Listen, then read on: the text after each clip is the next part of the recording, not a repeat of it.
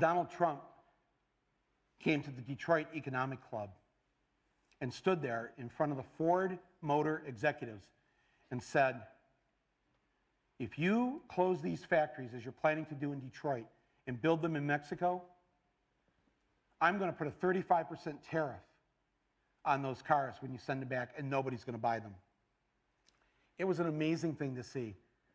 No politician, Republican or Democrat, had ever said anything like that to these executives.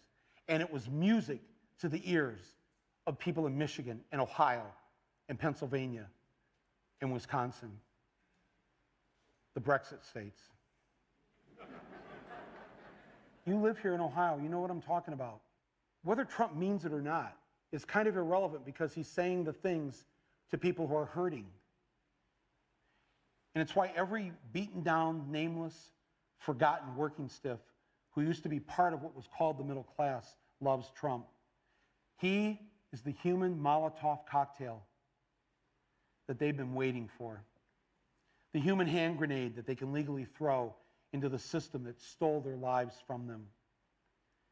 And on November 8th, Election Day, although they lost their jobs, although they've been foreclosed on by the bank, next came the divorce, and now the wife and kids are gone, the car's been repoed, they haven't had a real vacation in years, they're stuck with the shitty Obamacare bronze plan where you can't even get a fucking Percocet.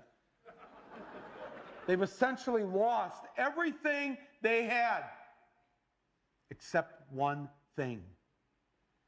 The one thing that doesn't cost them a cent and is guaranteed to them by the American Constitution, the right to vote. They might be penniless, they might be homeless, they might be fucked over and fucked up. It doesn't matter because it's equalized on that day. A millionaire has the same number of votes as the person without a job. One. And there's more of the former middle class than there are in the millionaire class.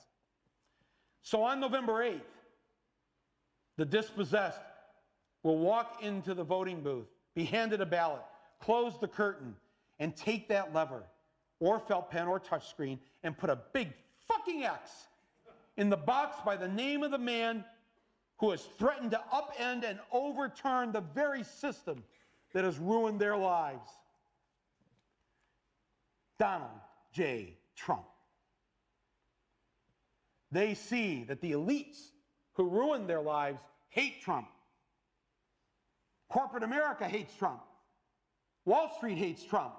The career politicians hate Trump. The media hates Trump after they loved him and created him and now hate him. Thank you, media. The enemy of my enemy is who I'm voting for on November 8th. Yes, on November 8th, you, Joe Blow, Steve Blow, Bob Blow, Billy Bob Blow, all the blows get to go and blow up the whole goddamn system because it's your right. Trump's election is going to be the biggest fuck you ever recorded in human history. And it will feel good.